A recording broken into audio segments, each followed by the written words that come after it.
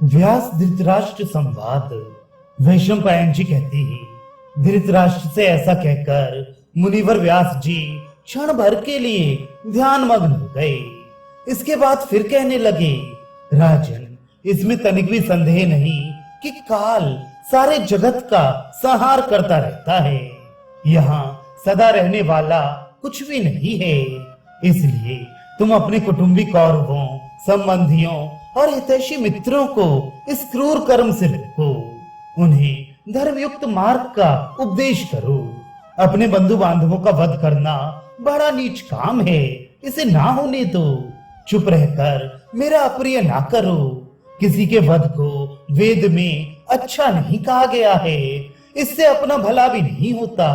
कुल धर्म अपने शरीर के समान है, जो उसका नाश करता है वह कुल धर्म भी उस मनुष्य का नाश कर देता है।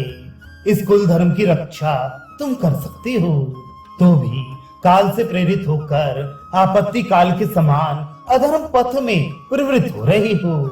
तुम्हें राज्य के रूप में बहुत बड़ा अनर्थ प्राप्त हुआ है, क्योंकि ये समस्त कुल के अनेकों राजाओं के विनाश का कारण बन गया है। यद्यपि तुम धर्म का बहुत लोप कर चुके हो, तो भी मेरे कहने से अपने पुत्रों को धर्म का मार्ग दिखाओ। ऐसे राज्य से तुम्हें क्या लेना है जिससे पाप का भागी होना पड़े। धर्म की रक्षा करने से तुम्हें यश, कीर्ति और स्वर्ग मिलेगा। अब ऐसा करो जिससे पांडव अपना राज्य पा सकें और कौरव भी सुख शांति का अनुभव करें। धृतराष्ट्र ने कहा, तात, सारा संसार स्वार्थ से मोहित हो रहा है। मुझे भी सर्वसाधारण की ही भांति आप समझिए। मेरी बुद्धि भी अधर्म करना नहीं चाहती, परंतु क्या करूं, मेरे पुत्र मेरे वश में नहीं हैं।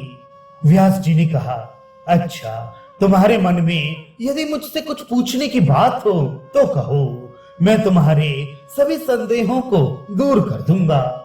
धृतराष्ट्र ने कहा, भगवान, संग्राम में विजय पाने वालों को जो शुभ शकुन दृष्टिगोचर होते हैं, उन सबको मैं सुनना चाहता हूँ। व्यास जी ने कहा, हवनीय अग्नि की प्रभा निर्मल हो, उसकी लपटें ऊपर उठती हो, अथवा प्रदक्षिण क्रम से घूमती हो, उनसे धुआं ना निकले। आहुति डालने पर उसमें से पवित्र गंध फैलने लगे, तो इसे भावी विजय का चिन्ह बताया गया है। भारत जिस पक्ष में योद्धाओं के मुख से हर्ष भरे वचन निकलती हो, उनका धैर्य बना रहता हो, पहनी हुई मालाएं कुमलाती ना हो, वे ही युद्ध रूपी महासागर को पार करती हैं। सेना थोड़ी हो या बहुत, योद्धाओं का उत्साहपूर्ण हर्ष ही विजय का प्रधान लक्षण माना गया है।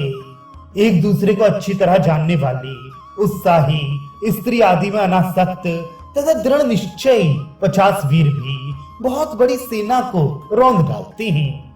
यदि युद्ध से पीछे पैर न हटाने वाले 5 ही 7 योद्धा हों, तो वे भी विजय प्राप्त कर सकते हैं।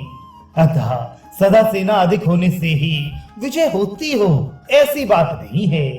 इस प्रकार कहकर भगवान वेदव्यास चले गए, और ये सब सुनकर राजा धृतराष्ट्र विचार में पड़ गए। थोड़ी देर तक सोचकर उन्होंने संजय से पूछा, संजय, ये युद्ध प्रेमी राजा लोग पृथ्वी के लोभ से जीवन का मोह छोड़कर नाना प्रकार के अस्त्र शस्त्रों द्वारा जो एक दूसरे की हत्या करते हैं, पृथ्वी के ऐश्वर्य की इच्छा से परस्पर प्रहार करते हुए यमलोक की जनसंख्या बढ़ाते हैं और शांत नहीं होते। इससे मैं समझता हूँ कि पृथ्वी में बहुत से गुण हैं, तभी तो इसके लिए ये नरसंहार होता है। अतः तुम मुझसे इस पृथ्वी का ही वर्णन करो। संजय बोला, भरत श्रेष्ठ, आपको नमस्कार है। मैं आपकी आज्ञा के अनुसार पृथ्वी के गुणों का वर्णन करता हूँ, ध्यान देकर सुनिए। इस पृथ्वी पर 2 प्रकार के प्राणी हैं, चर और अचर। चरों के 3 भेद हैं, अंडज, स्वेदज और जरायुज। इन तीनों में जरायुज श्रेष्ठ हैं, तथा जरायुजों में मनुष्य और पशु प्रधान हैं। इनमें से कुछ ग्रामवासी और कुछ वनवासी होते हैं। ग्रामवासियों में मनुष्य श्रेष्ठ हैं और वनवासियों में सिंह, अक्षर या स्थावरों को उद्भिज भी कहते हैं। इनकी 5 जातियां हैं: वृक्ष, गुल्म, लता, वल्ली और बांस आदि। ये तृण जाति के अंतर्गत हैं। ये संपूर्ण जगत इस पृथ्वी पर ही उत्पन्न होता है और इसी में नष्ट हो जाता है। भूमि ही संपूर्ण भूतों की प्रतिष्ठा है। भूमि ही अधिक काल तक स्थिर रहने वाली है।